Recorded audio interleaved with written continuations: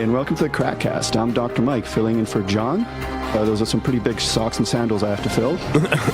With me today, the other regular crackhead. So we got Dave here to my left, and right ahead, producing, engineering, and doing all the actual hard work, Josh. Hello. All right, fellas. I thought actually John made a very good point on our WhatsApp group about you can't wear sandals in church, but it was JC's favourite footwear, wasn't it? Yeah, that is a bit of a contradiction there, isn't it? Yeah. Anyway, continue.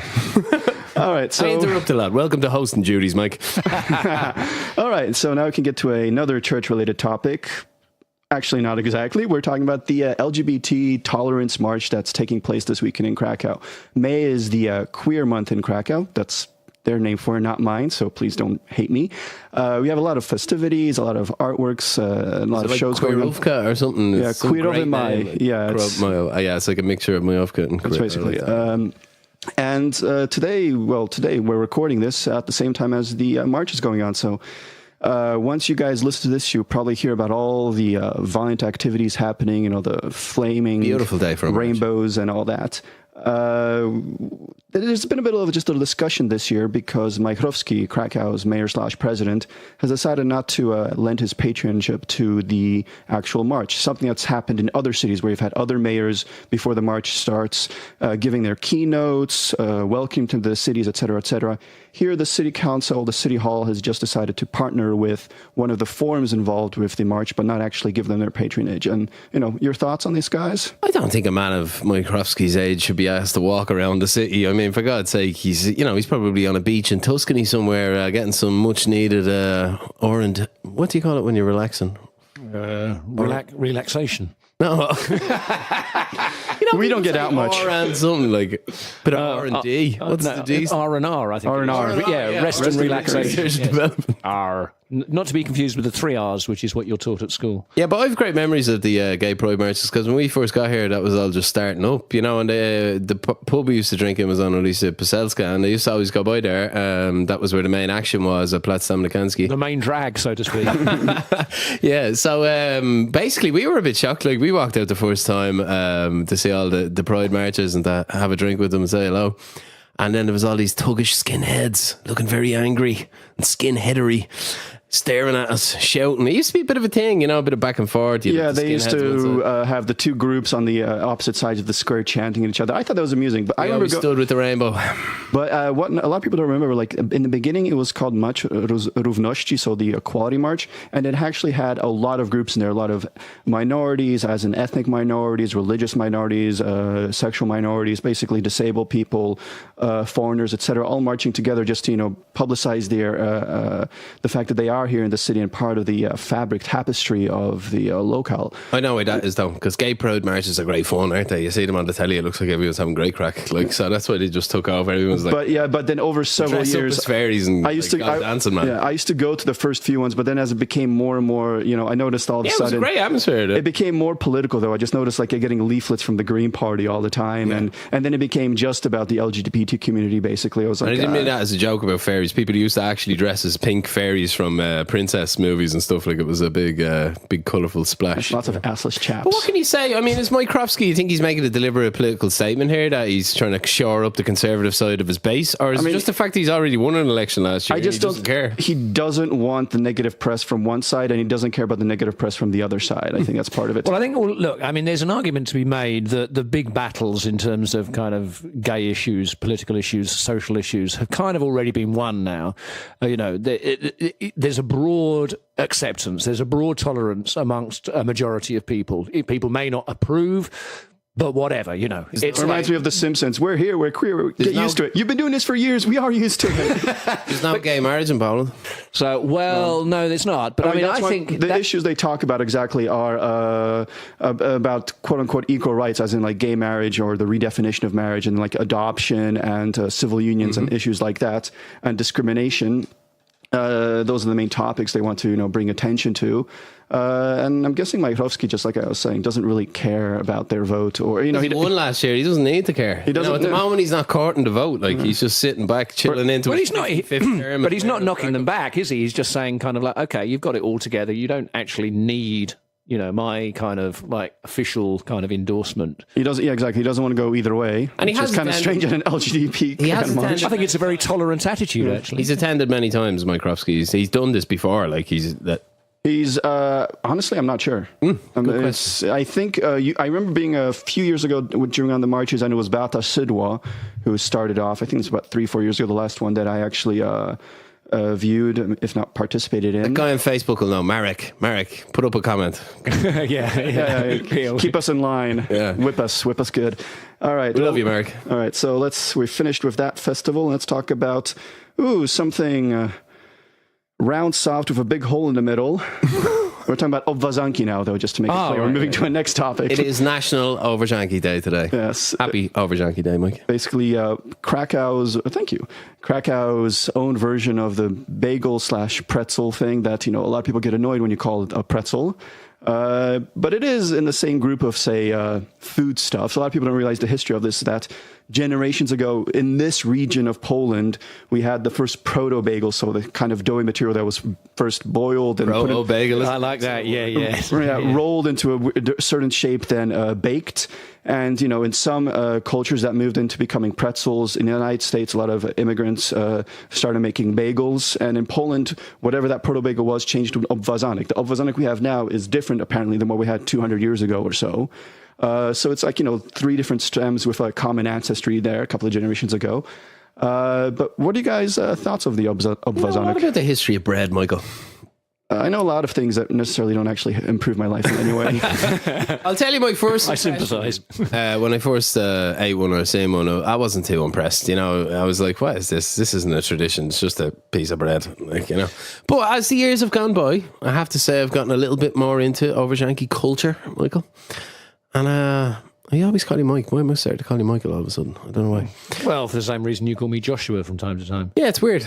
Yeah. But they're tasty. They're a convenient snack on the go. That's what your average Krakowian sees them as. A little gap filler in the morning if you miss breakfast. Goes nice with a coffee. You can kind of munch it. They come in these little plastic bags. It's convenient. If you don't finish it, you can just kind of wrap it, put it in your pocket. I like them.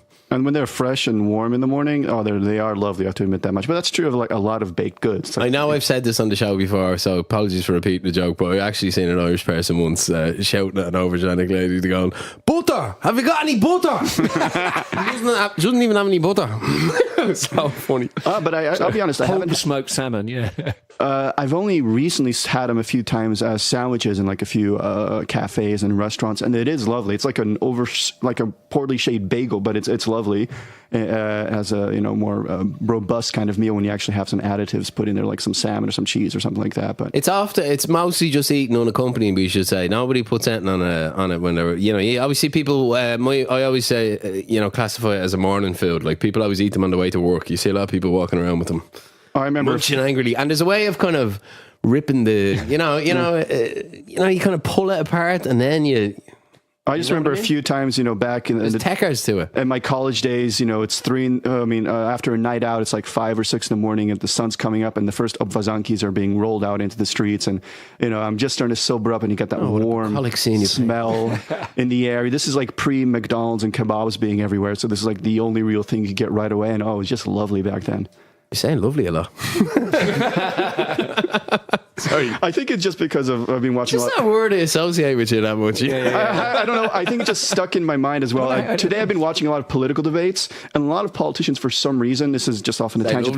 No, they'd be saying like kohani or my lovelies or something like that. Okay. I thought maybe Super Tim had some and kind it's just kind of stuck. All right. Well, speaking of politics and politicians, Poland's number one citizen, so the president just had his birthday the other day, turning 47, so just 10 years older than me, making me realize... Dude is only 47? Yeah, he's making me feel like I've not accomplished much in my life. Mid-50s, easy, kind of all looking for 47. Being a politician really, makes you... age quickly, but he started off years ago. He was in Kaczynski's administration when he was president. He's been all around, and he's been Poland's president now for just 5 years. Next year is the election year. We're wondering how that's going, but yeah, he just had his birthday, and for his birthday for his present, he's going to go get to visit the president, Donald Trump, the U.S. president, next month. Any thoughts on that? Well, I thought it was interesting. I saw this in Politico, and of course they rolled it into a Hungary story, as they always do, because Orban has recently visited the White House as well. And basically, this is a big trip for Duda, you know, big chance to strut his stuff on the world scene in the Rose Garden, you know, hopefully form a good bond with the Donald and maybe talk about Fort Trump. There's not much to say about it. It's your standard photo op trip to the White House, isn't it, really? I mean, there's not any huge items on the agenda, apart from the possibility of our prediction falling apart that Fort Trump will never happen. That's our firm prediction on the KrakCast. So anyone want to deviate from that? Anyone starting to think Fort Trump might happen? I think it could have happened if it wasn't for the naming convention. Calling it Fort Trump was obviously a way to massage President Trump's ego and get him interested in it.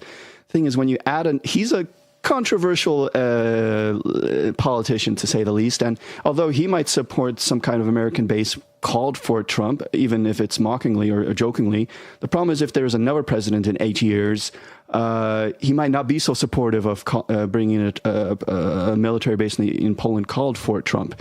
That makes it, a decisive problem. If they just called it, Base Great America or something like that, which I think is actually a theme park outside of Chicago, so not the best name for a military installation. I think they've weighed that up, and they're gambling that the ego thing will be. Well, I think one of my objections is just on kind of, I don't know, like grounds of aesthetics and tradition, really, which is, and generally speaking, if you name something after somebody, then it's after they've made their mark, not while they're in the process of maybe or maybe not making their mark. So thus Cape Kennedy or Camp Eisenhower or I don't know, whatever. I'm wondering if this name... He's not exactly famous for martial valor either, is he? Poor boy. He's got a tower, several towers named after him anyway. Also, we should mention that, officially this is about the anniversary of, joining NATO. That's 20 years this year and 30 years since the fall of communism. But, how far do you push it in these meetings? We send our Taoiseach every year around St. Patrick's Day, and everyone's like, yeah, no, you better push him on immigration, but you better make sure we get some visas. Yeah, like Donald Trump's going to sit around and go, oh, yeah, no problem. All the undocumented Irish, they can have a...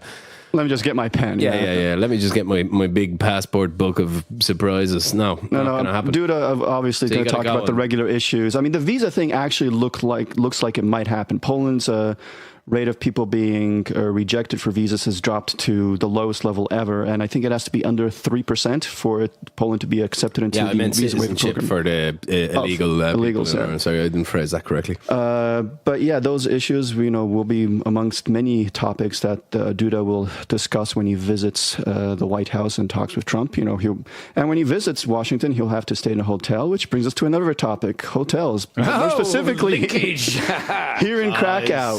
And recently, TripAdvisor has Burgundy in his prime given us a list of the best hotels in Poland. Out of the 25 they named in Poland, 9 of them are in Krakow. But this list is a little controversial, and not to mention, TripAdvisor's methodology and what they rank higher and lower. It's based on user input, user content, user ratings. Well, we should say we don't exactly know how they calculate it, but I think this is very interesting. We were talking about this before the show. Only TripAdvisor could produce this fucking shit. Really, it is ridiculous. So we're guessing that they use some kind of algorithm factoring in the best scores in each hotel. But as I think Mike was pointing out in the kitchen, or you were pointing out, that's with your expectations. So if you're staying in a 3-star hotel, you're given a rating based on your expectation for that price. Yeah, right. So a 5-star hotel, you expect everything on a plate, really, don't you? Yeah, I mean, whereas this list, seems to feature heavily the top 10 boutique hotels, which are nice, but don't really have many facilities or classic kind of amenities you'd associate with top-end hotels, and seems to omit some of the most popular 5-star hotels in Krakow. What did you think, Josh, when you leafed? Well, I think, of course, it's part of a big global chain, but the Sheraton, I think, nobody could disagree that it really does a pretty good job of providing a good kind of high-level accommodation. That's not there. The Starry Hotel right on the edge of the market square, or the main square, roof terrace, kind of fantastic bar. Pool. Very good. Yeah, and doesn't get a And number 5 sniff. is the Mercure, which is a 4-star hotel, a nice one, but, a business hotel. Like the airport, the Hilton out at the airport's ranked higher than the Sheraton. I mean, okay. Now then, Dave, I think you might have hit upon it. A business hotel. I suspect that business travellers, firstly, they use hotels much, much more regularly. Secondly, they're much less likely to complain about the sort of things that an occasional hotel user might complain about, because they know how it works. You know, you want breakfast, breakfast is at this time, this, you do this, you want this, it's like simple. You know that you know the rules. Sometimes people complain, or the opposite of complain, on TripAdvisor because they don't really know how it works, and they're blaming the hotel or the service or whatever it is for not, holding their hands enough. So I think that's an interesting point. And also, just on the subject of TripAdvisor and recommendations, remember when we did our top 10 things according to TripAdvisor? And I mean, with the honourable exception of the Stained Glass Museum, which was absolutely and remains absolutely fantastic, it was a dreadful list. Yeah, because I think, as these are not curated by teams of journalists that have been staying in hotels and having big meetings like the Swedish Academy deciding the Nobel Peace Prize. I don't think that's all political anyway. Yeah, I think Johnny from algorithms in the tech department gets sent. We need a new crappy list, Johnny. Can you produce something quick? Yeah. We could just get all the average rankings and we'll see who has the best one. And that's probably what they produced here. I think this is very important to talk about, though. A lot of people when they travel look at TripAdvisor. So this is like a public service announcement. The only thing TripAdvisor is good for is pictures. Okay, you can see roughly what the place you're going to stay in looks like. Regular people, regular pictures, yeah. Beware of all reviews. Obviously, if you read 100 reviews, you might start to get an impression. I'm not saying useful information can never be gleaned from those reviews, but in general, I despise that website. Yeah, it's not the greatest. I mean, it's providing a needed service, but you don't trust it that much. But like you were saying, pictures, that's a big deal. There are a lot of times when I go there just for the pictures that other travelers have posted, and I see the room where on the website of the hotel it looks lovely, colorful, well lit, and then I see a room I can see it's the same decor and the same furniture, but it looks horrible because there's no airbrushing, there's no photoshopping involved, and I see it for what it is, and then I can consider my options with a little more enlightenment. But before we get to a hotel, we have to get to the city, and one of the best ways to get to Krakow is, of course, flying in, which brings us to our next topic: Krakow Airport. A novelist we're talking about, a little more thorough one, ranks Krakow's airport 112th out of, how much is it? What was that number? 132? Two airports. This was across Europe, right? Yeah, across Europe. So in the bottom quartile. Not doing so well, yeah. I know you wanted to introduce this piece as confirming what Dave has been saying all along on the fucking podcast. The Krakow airport is shit. The renovation was, cheap, kind of nasty, basic, crappy airport build. I'm not impressed with it at all. The main reason they are so far down the rankings is nothing to do with comfort. It is the classic measure of a good, efficient airport, which is how many flights take off on time.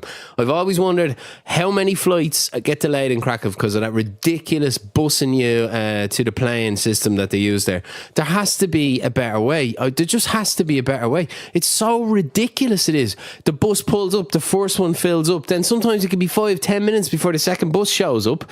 You're waiting there. You're waiting forever for that last geezer who won't obey the rules up at check-in to get on the bus, and even Ryanair, and you just, The problem with the airport is that it's just, the model of that airport would be fine if they were handling maybe a third of that capacity. When I first arrived in Krakow 20 years ago or something, it wasn't a beautiful... Actually, sorry, Mike, just to interrupt, it's always quick to get through security. I will give them that. Generally, it's not a problem there. Even when it's really crowded, you're probably through security in 20 minutes at worst, which compared to a lot of international airports is perfectly acceptable. Mm-hmm. But with this airport, when I first arrived 20 years ago, it was tiny, it was basic, but it only had a few gates, one terminal. All the international domestic flights were flying through it, and it didn't have that much business, so it was perfectly fine. But, then Krakow started to grow as a destination for tourism and for business. and it just skyrocketed to millions. So they had to build the whole airport out. They built a second terminal to shift over all domestic flights to it, and they rebuilt the main terminal into the international terminal. It's a lot better than what it used to be. But what I could never understand is, even though they just opened up all these new parts a couple of years ago, they seem to make the exact same mistakes. The way you go through passport control after security, it seems like the worst popular arrangement. It takes way too long. The fact that next to each gate you have almost no room to wait. So you've got a plane with 150 people waiting there, but you only have room for about 20 people to stand by it. On my route to Dublin, it's always 17, 18, the gate in the corner. Right at the end, yeah. Not Schengen. And so it's always either a flight from England or Scotland and a flight from Ireland. And it's so difficult to tell who's queuing and what queue. It's so badly designed. There's no... Poland don't use the stretchy queue makers very well, That's a technical term. Yeah. What do you call a stretchy queue maker, Joe? I don't know, but I think you've got it absolutely nailed. You know the thing I'm talking about? Stretch rope. Flexible cordon, maybe? It's a chromium-plated post which has pull-out... retractable, like a kind of like inertia nylon straps, which then can connect to other... so you can create a kind of labyrinthine kind of queuing structure. A little bit of training and attention from staff can produce some very efficient outcomes in much, much bigger airports, let me tell you. I'm sure the Irish have completely got that one down. I have to say, Irish queue management in airports is pretty good, and in train stations, always very good. We're good at helpful public information. That's something that's done well in Ireland. I'm going to butt in for a moment. The Ryanair corner with the self-baggage, the self-tag machines that everyone is terrified of. I'm going to butt in for a moment your comment about the kind of, shall we say, like gangways or gates that enable you to get directly to the airport airplane as opposed to this stupid bus journey system. Well, I think the issue is actually one of actual ground real estate, because you need an enormous amount of width between each gate if you're going to bring an airplane right up to the building. Can't you just walk? There's a problem. Health and safety, mate. It's actually in Dublin Airport. You cross like they're not roads, whatever you call a runway with a bloody pedestrian crossing on it. And there's always a guy there standing at just in case an airplane is coming in. I have walked before, but that's only when the plane is very close. And I think one of the main reasons there's a lot of limitations when it comes to access for the public is the fact that the airport is actually leased off from the Air Force. So this airport is there's a military... Yes. So they're really restrictive on how many people can be there. Could you expand upon that a bit for our listeners? It's very interesting. Because you have to remember that this airport was originally a military airport, and it was allowed to have commercial use starting decades ago. And then the commercial use now has become the predominant use of this airport. But it is still technically a military airport. So they say the rules and how it's functioned. So... there is another runway being built soon. There's a lot of talk about how local residents are up in an upward, like in a lot of cities around the world when a new runway is being built. But this is also still going to be a fully military airport. And they say no. So this is probably the main reasons why there's a lot of limitations at this airport. And, it makes things complicated since this is a popular city, which really doesn't have much room to build larger terminals or larger facilities. Weirdly, everyone who's flying international flies out of Katowice. Like if it's a package holiday, if you're going to Egypt, if you're going, to Thailand or whatever, people always use Katowice Airport. So all they really have to do is manage the low-cost carriers in Krakow Airport, and they can't really even manage. Well, apparently Krakow Airport is one of the more expensive airports for low-cost carriers. I mean, Katowice... the fees are enormous. There's way less flights from Dublin than it used to be because of that. Pisowice, was nothing 15 years ago, and when the low-cost carriers started to boom, they decided to bring in a much more comparative price, and they all started flying to Katowice. I remember a lot of tourists being confused, though, because when you bought a ticket, it would say Krakow, and then in parentheses, Katowice Airport. They were like, it's an hour drive away, and in London, that doesn't really sound like that much. But here, you're one large city over. That's a main difference. You're another voivodeship, another province. Another point about, sorry to butt in, but another point about the if their poor rankings are because of poor punctuality on flights. The other thing, of course, is that kind of geographically or topographically speaking, there's a lot of fog that airport has. I don't know how many times it's happened to you. I've been on flights to Krakow. They've been diverted to Katowice because of fog, which, of course, especially if it's kind of around 10, 11 o'clock at night, is a complete nightmare because you wait ages to get off the plane, then you're in Katowice, then you have to wait ages to get on a bus. The bus doesn't take you into the centre of Krakow. It takes you to Balice Airport. So then at 2 o'clock in the morning, you are, cold, wet, pissed off. Of course, it's very foggy, which is why the plane never landed there, and you've got to find your way home from the airport. I wanted to ask something weird. Okay, sidebar. Is that the only airport in Poland that's named after Pope John Paul II, JP2? I'm pretty sure, yeah, because you have Pizowice out in Katowice. We need to get him a new airport. It's a classic example of rushing to name something in monuments that already has a too established name. Nobody calls it by that name. It's always Balic. But a lot of airports are usually called by the region they're named after. I don't even know what I have never heard anybody use the full title of Krakow Airport in the it's always Balice, yeah. It's the same story up in Warsaw. With Chopin, yeah. Yeah, it's Chopin Airport, but everybody just calls it Okęcie. In Gdańsk, I don't even know. It's also Lech Wałęsa Airport or something like that, but they just call it, Gdańsk. Pizowice is in Katowice. I don't even know who it's named after, but I'm pretty sure it's named after some important dead guy. Oh, Wałęsa's not dead, but you get the idea. No, you make a good counter argument, I have to say. Devastating. Moving on. Okay. Yeah. All right. So we're talking about people who, fly through Krakow. Usually people actually want to be here, but let's talk about some other people that, might not want to be in Poland, but some other people want them here. We're talking about immigrants and migrants. This is always a hot button issue, especially now with the EU Parliament elections happening. And one of the candidates from Koalicja Europejska, Róża Thun, gave a bit of a statement earlier this week that's gone coming up in an uproar. Basically, Poland, several years ago with the previous government, agreed to bring in about 7,000 immigrants when the whole crisis started. But then when the government changed to peace, they backed out of that deal. They said, no, we're not agreeing on it. Róża Thun basically said 7,000 people would have just disappeared into Poland. Imagine Nowa Huta, 7,000 people, nobody would have noticed. They already have more immigrants than that in Krakow. We have to remember that the immigrants that are in Krakow are mainly, first of all, Ukrainians, which are a population that's culturally and ethnically very similar to Poles. And even they are starting to be noticed by a lot of local people. A lot of people are starting to notice, like, there's some of the Ukrainians here, good, bad, whatever. So saying that, 7,000 would disappear in Nowa Huta as well if they came from a different population or cultural background, I think is a bit of a naive statement. Strange way of phrasing it, because obviously you notice 7,000, Middle Eastern immigrants in Nowa Huta. But I totally agree that Poland should have taken in the 7,000 and they could have easily soaked it up. Here's the thing. Just on a practical level, if 7,000 came in, I can guarantee you within 18 months, at least 70 to 80% of them would have probably moved on to Germany, probably left Poland anyway, because it's not an attractive destination. This is not where they want to come anyway. But the point to make here is the massive amount of blowback from the EU, the establishment of every Western European country turned on Poland over this issue. It has been certainly an emotive vote winner for peace, but you can see by their own actions, the people they're sending, the messages they're sending to the EU now, that there's a lot of undoing to be undone from this one big piece of grandstanding that effectively would have probably resulted in maybe, I'd say in long term, 1,500 people spread across a large country with 38 million people and many, many, many cities and towns. So yeah, I kind of broadly agree with the point that she's making, and I think it would have been the sensible political route to go down.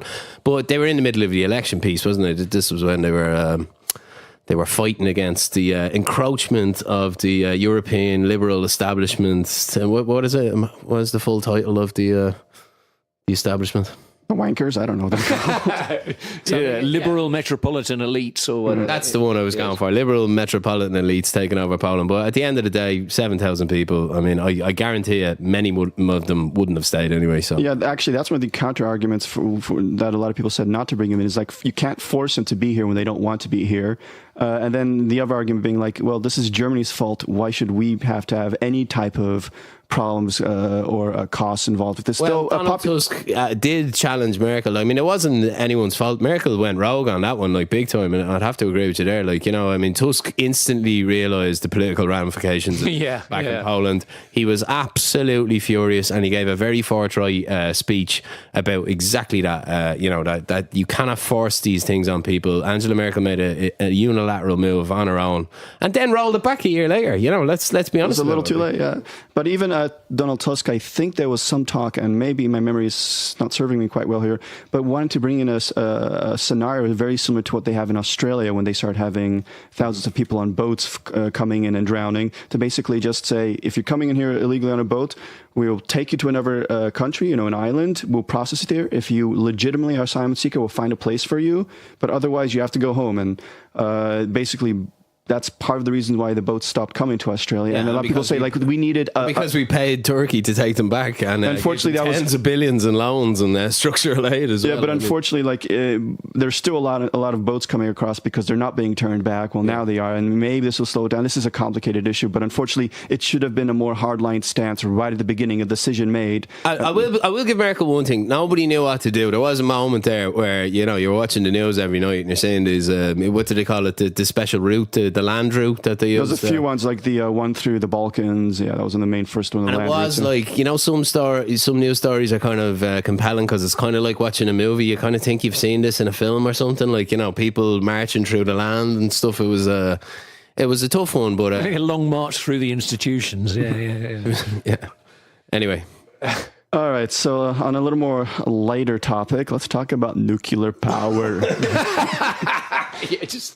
to a heavy water reactor there. Yeah. So Poland, being dependent on coal gets a lot of shit from the rest of the world, a lot from Europe when it comes to those kind of issues about pollution and CO2 production. So there has been talk about changing to different sources of energy. Of course, we have renewables and green energy, but the question is, are those really feasible or really the best and only way to go? Nuclear is an option here, and they have discussed it in Poland for quite some time, and it seems the government is starting to really settle on a choice when it comes to building a nuclear power plant up in northern Poland. If they do start now, it's still going to take 10 years. It's a costly and a complicated investment, not just finding somebody to build it, but deciding on the technology. But, do you think this is a good way to go? Should Poland consider this? You know what pisses me off about nuclear? Everyone always, when you put it up to an environmentalist, well, look at France. They generate 98% of their power from nuclear. They didn't have prohibitive costs of setting that up. It actually proved to be a very good investment, and the proof of that is in French electricity prices over the last 35 years. And the fact that Germans routinely buy, and do, as Britain does also, routinely buys French surplus electricity. But then this argument gets thrown up, oh, well, look, we like wind because, oh, look, nuclear, maybe, but, the high regulatory bar, the high costs, it doesn't have to be like that. What you need is a mind shift for the whole of the European Union to say, this is the technology.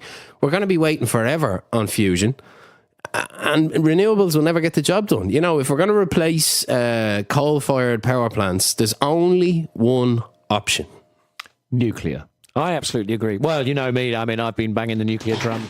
Oops. Nuclear drones. There we go. We just went critical there. Special sound effects, no extra charge. I mean, a Frank Zappa album. I for me as a kid, a long time ago before Microwski was president, nuclear power was just the way forward. Really, I mean, it was this glorious future of low cost, low pollution energy, and then there were a couple of accidents, notoriously 3 Mile Island in the US, and then, of course, most famously Chernobyl, and more recently Fukushima, of course. And public opinion has turned against nuclear, and I think partly because this idea of radiation is some kind of bogeyman. We know, it's an invisible killer. Yeah, it can infect, future generations. It can although it now seems that really a lot of these fears are grossly over-exaggerated. I have to highly recommend the documentary Pandora's Promise to anyone who's sitting on the fence. This is an environmentalist's journey towards what he considers the only solution to the world's crisis. All right, nuclear power is something that people are scared of because, exactly like you were saying, radiation is the boogeyman. People are afraid they're going to glow in the dark. But if you glowed in the dark, it would make it easier to get around in the dark, which is something that would be really helpful considering that we just had the Night of the Museums here in Krakow. That's a big deal, and not only in Krakow, but in a lot of Polish cities where you can actually go visit your favorite museums and institutions after hours, and they have special events, special shows, and special presentations. And I remember being out and seeing people just queuing up to museums that they wouldn't visit otherwise, unless for the fact that that's open up at night. You guys ever taken part of this or ever seen anything? Yeah, it's free as well, isn't it? Is it free for all of them? Or? Yes, once. I went to last year I went to the Botanical Gardens around midnight and wandered around amongst the cactuses and in the dark. That doesn't sound like a safe idea. Well, they had some lights on, yeah. I have to admit, I haven't done much midnight rambling across the cultural institutions of Krakow, to my shame. But they've got a lot of museums now, and like the last couple of years. What's your favorite museum, Mike? I really like the Underground Museum in Sukanica. I think it's a little. I don't know how much it is. Do you know what? I've never actually gone to that. It's free on a Monday, I heard. Me neither. I think, and it's supposed to be excellent. Yeah, it's quite not. It's a little overpriced considering what it is because it's tiny. You think like, oh, the whole square. No, it's like 1/4, and it's a few tunnels. Am I right in saying this is when they were digging it up? They were talking about doing a metro underneath Krakow's main square, and they found these counting rooms where they used to exchange metals and price your different coins. Was it something to do with something like that? And it was basically you had the like underground like water tank or something that was constructed during World War II, I believe, by the Germans. I think, I'm not sure. That's where the old fountain used to be. And, they were digging up archaeologists and they realized there's just all these rooms down there that, had been used in centuries past by the city for businesses and et cetera. And they started digging up and finding, pieces of history that they decided that needed to be shown to the world. And, they got a lot of funding and they built this new fancy modern museum that you can walk around there and they show you what's under the ground, how this connects with the history of Krakow. You've got these like interactive like screens where they have actors pretending to be people from that era talking to you as if you're just walking past them in the street. And it's kind of funny because they talk sometimes in Polish, sometimes in German, and they also talk sometimes in English. They have like a few Polish actors, theatrical actors acting as these old-time peasants, and it's actually quite entertaining. But it's a little on the tiny side. You expect it to be a little more, but you walk around it after 10 minutes. Unless you're the kind of person who stops and reads everything, then it's a really quick experience. But it's definitely one of those things that's worth doing. But of course, to anybody who's interested, you usually have to get your tickets in advance because they have a limited amount of room down there and a limited amount of entrances during the day. Any other museums here you guys have visited that you think are noteworthy? Damn, I should have got him off this topic. Yes. I like the airplane museum there, but that's less a museum. Well, there's a bit of a museum part of it, but mainly it's just like a disused area of grass with lots of like old communist era jets. Kind of the pinball museum, man. Oh, the pinball museum. Yeah. Big fans of that. And the stained glass museum, which we've already mentioned once, but we're hoping for an endorsement. Yes. Okay. So moving on, let's talk about audience participation. We don't talk about our Facebook page very often on the show, do we? We never really. Wait, we have a Facebook page? I've been trying. We do have a Facebook page. Boom! And I've been trying to generate some heat on my collective noun challenge for Uber Eats drivers hanging around outside a shopping centre was the challenge to our listeners, and we finally had a few answers. Believe it or not. All right, so what are some of these answers? What have our fine listeners come up with? Well, the wonderful Kevin Marja suggested a Gruber of loitering Uberers. Now, I have to say, I wasn't sure what he meant by Gruber, so I went on the old trusty repository of fake knowledge called Urban Dictionary just to see if I was missing something here. Gave me a few options. A cold pimp daddy known to pimp on foot in the snow.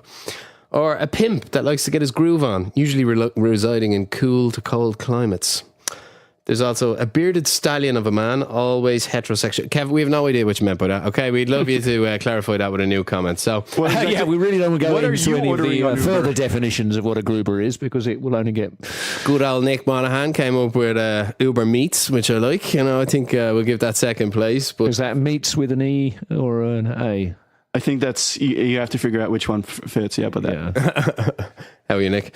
But we got to give the number one prize here to Mr. Mark Burton. What a collective noun he's come up with. A disruption of Ubers, of course.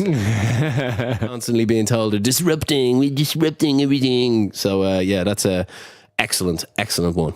What was our second collective noun challenge? I can't remember now. No, I can't. We're not really good with the follow through, are we? No. And Nicholas Monaghan has made a very good point. He's asking us to clarify our views on recycling. So when I say he's made a very good point, what I mean by that is sometimes on the show we talk like everybody's heard every episode of the KrakCast. Now it feels to us like we've discussed recycling many times, but we've never actually done a standalone episode on it.